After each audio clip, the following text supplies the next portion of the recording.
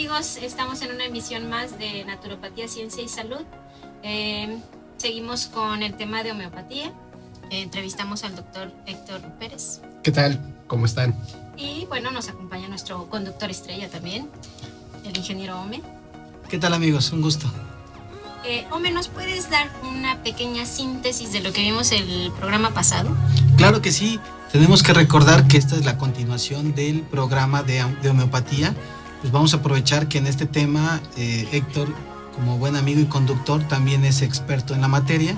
Y pues bueno, estuvimos platicando la semana pasada de los antecedentes de la homeopatía, de quién descubre la homeopatía. Vimos que era Hahnemann quien fue el que experimentó y dio sus fundamentos. Entonces es tiempo de continuar con esta programación, porque sabemos que es muy poco el tiempo, pero que es muy enriquecedor todo aquello que Héctor nos está haciendo favor de opinar. Así es. Y pues bueno, si me lo permiten, claro que sí, adelante. Hay que seguirle sacando filo al buen Héctor. Y Héctor, ya que estuvimos platicando de todo lo que vimos el programa pasado y de los fundamentos, también viene una pregunta: ¿cómo se difunde la doctrina homeopática? Bueno, Hahnemann tenía muchos seguidores, médicos por supuesto, colegas de él que le ayudaron incluso en las experimentaciones, pero Constantino Hering, que también hizo muchas experimentaciones de medicamentos, él viaja a Nueva York y entonces funda ahí una escuela homeopática. Hay otro doctor, ahorita no recuerdo bien su apellido, pero va a España y en España empieza a difundir la homeopatía. Y en poco tiempo toda Europa estaba, digamos, ya impregnada de la homeopatía, permitiendo esa difusión. En Estados Unidos llegó a haber varias escuelas y hospitales donde se trataba exclusivamente con homeopatía.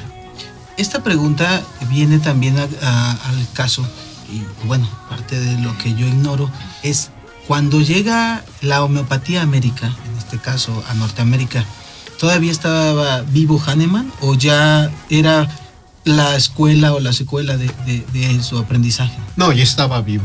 ¿Todavía seguía vivo? Todavía, sí, perdón, ya estaba vivo. Me imagino. Desde un principio. Perdón, ya seguía vivo, cuando él pues tuvo el agrado de ver cómo empezó a difundirse su doctrina homeopática. Ahorita que mencionabas que Hering fue el primero que llegó a Nueva York, ese fue el mismo que decías en el programa anterior, que había ido como opositor a echar abajo la teoría de Así es, Hahnemann. ese mismo Constantino Hering. Ok. Sí, pues es importante saber todo esto. Claro. Antes de hacerte la otra pregunta que tenemos por aquí, Constantino Hering también tiene un aporte importante, ¿no?, en homeopatía. Sí, por supuesto. Incluso el mismo Nash, Eugenio Nash, un médico homeópata americano, dice: si lo único que Constantino Hering hubiera dejado a la homeopatía fuera la experimentación del medicamento que se llama lachesis, que es un veneno de una serpiente del Amazonas, que allá le conocen como sucurucu, dice, simplemente ese hecho debería de inmortalizarlo. Pero también dejó la ley que se denomina en homeopatía la ley de curación de Hering, que dice: para que la curación pueda ser válida, tiene que ir de arriba hacia abajo, de dentro hacia afuera, de los órganos más importantes a los menos importantes, y los síntomas tienen que desaparecer en orden inverso a cómo se presentaron.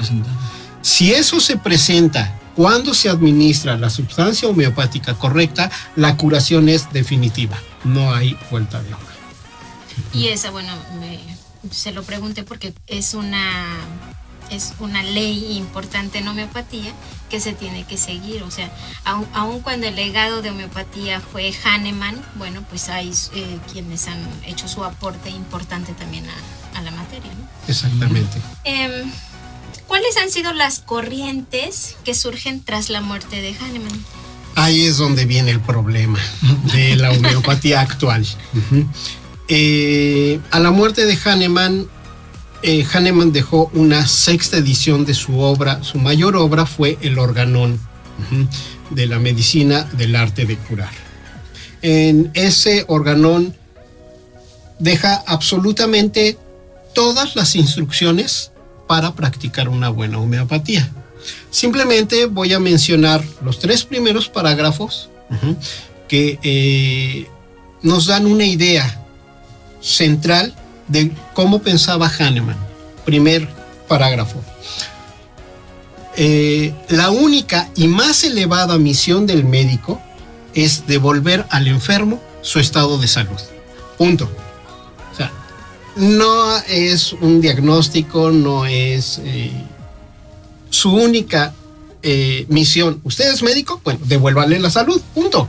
Y no está hablando de homeopatía, de naturopatía, es una de generalidad. profesionales, Exacto. médico. Sí. Usted es médico, entonces tiene que devolver el estado de salud. Demuéstrelo. Ahora, segundo parágrafo. Esta, es decir, la curación o el devolver el estado de salud, debe ser de una forma pronta, suave y duradera.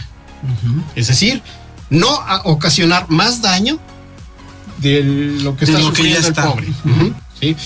De una manera pronta. Es decir, no tienes que tener un tratamiento de 5 meses. Tiene que ser rápido, sobre todo para casos agudos, por supuesto.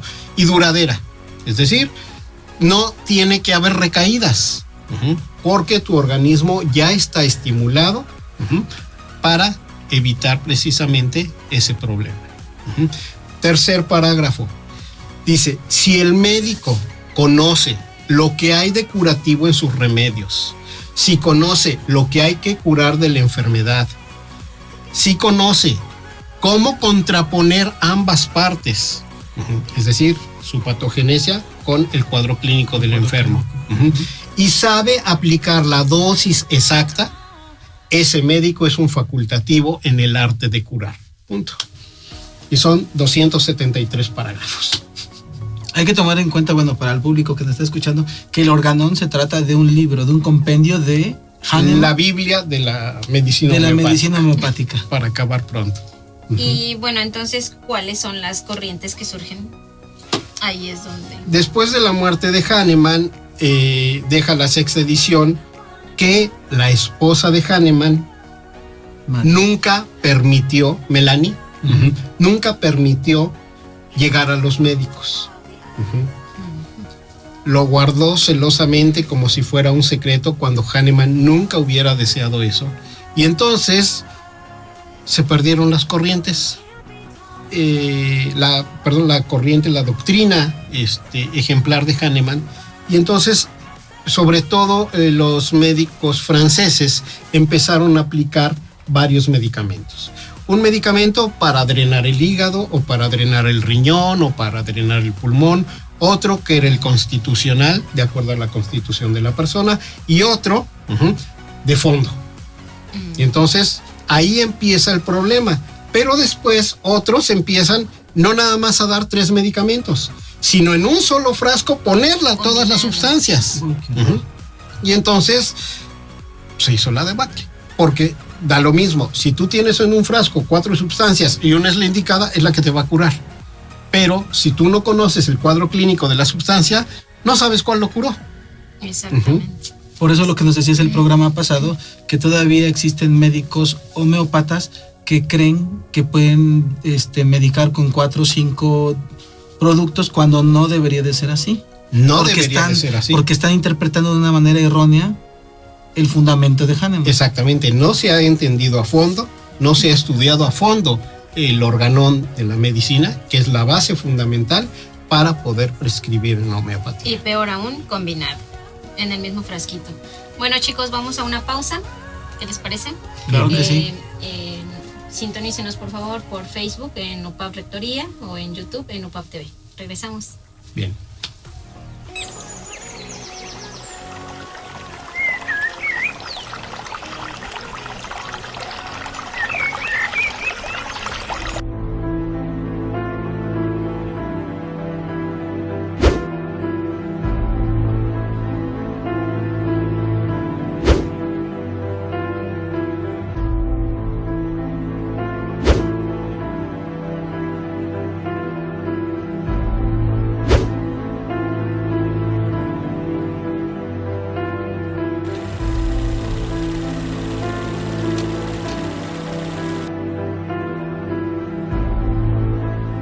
tal, amigos? Ya estamos de regreso aquí en su programa Naturopatía, Ciencia y Salud y seguimos con la entrevista del doctor Héctor.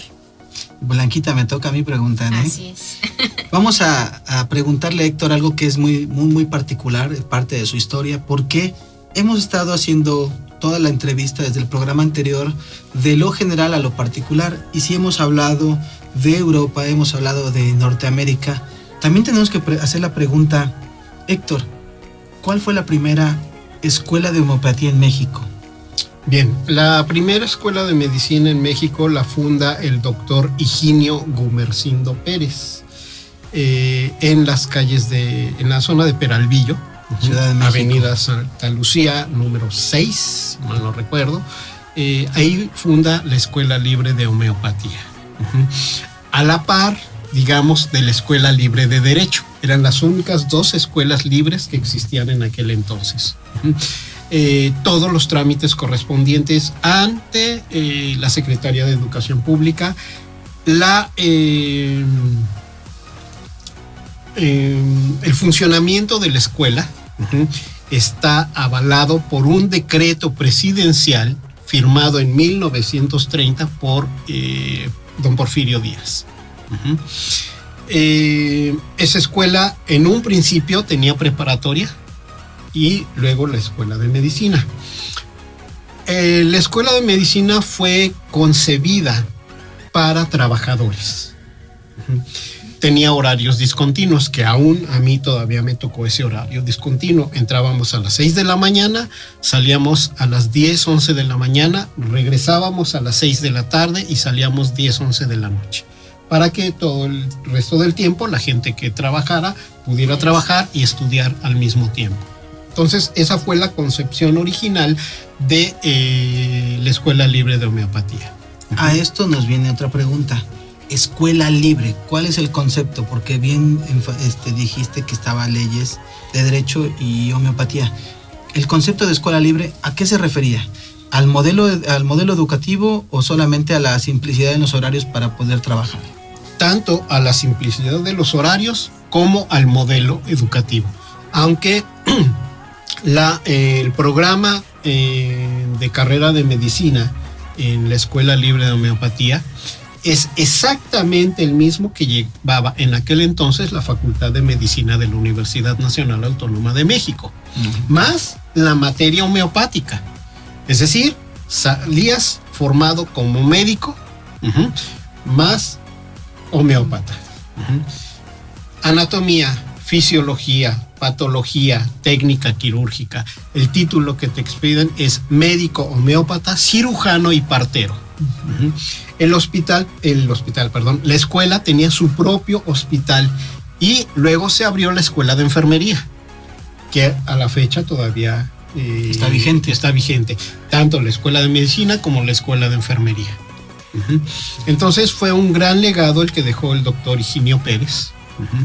Y él precisamente fue el que trajo a México esa corriente hahnemanniana de la homeopatía unicista, que es la tipo de homeopatía que se aprende en la escuela libre. Los conceptos hahnemannianos básicos, y sobre esa doctrina bien fundamentada es como se estudia en la Escuela Libre de Homeopatía. Un dato interesante: el primer trasplante de córnea que se hizo, aunque fuera en un gato, lo hizo un médico homeópata. De la Escuela Libre de Homeopatía.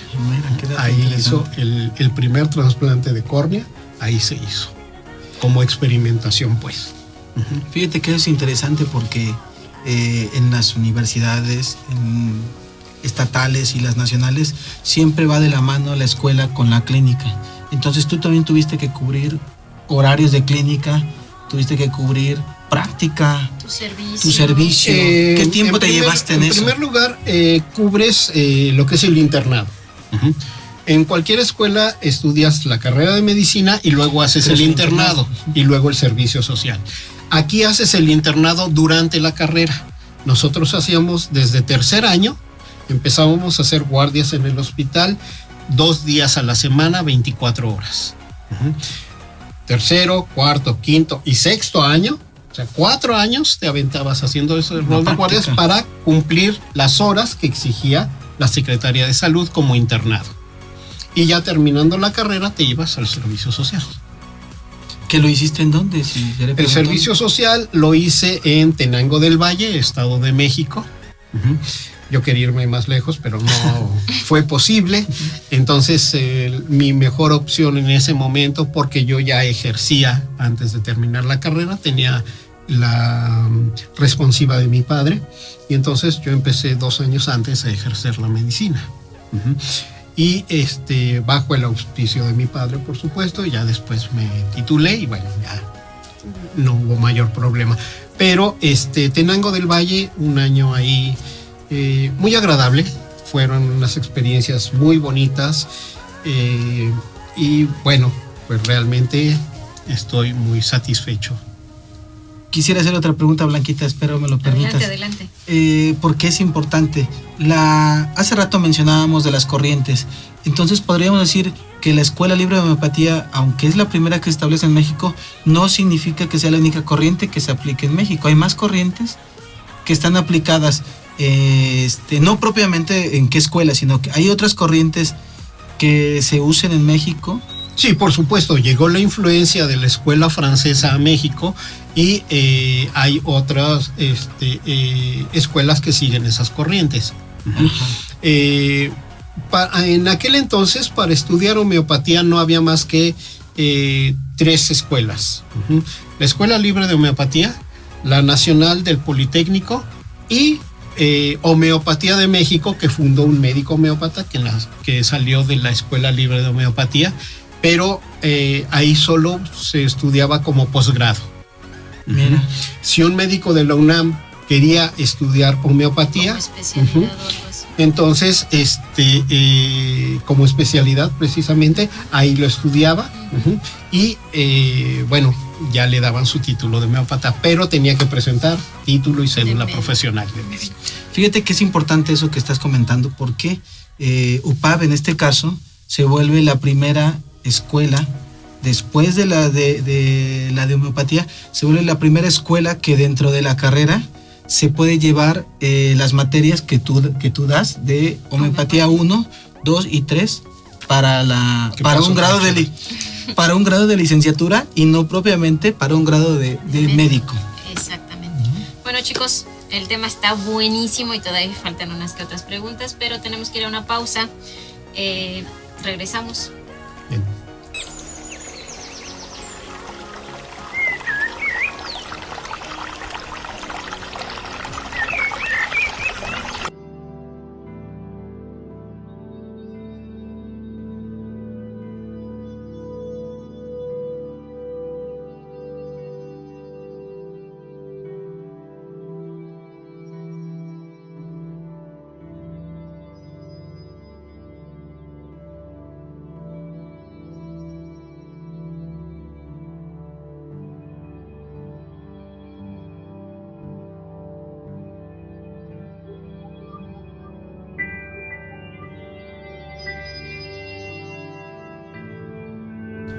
Bueno, amigos, continuamos con este interesante tema, ya estamos en la etapa final y pues hay que seguir con la entrevista.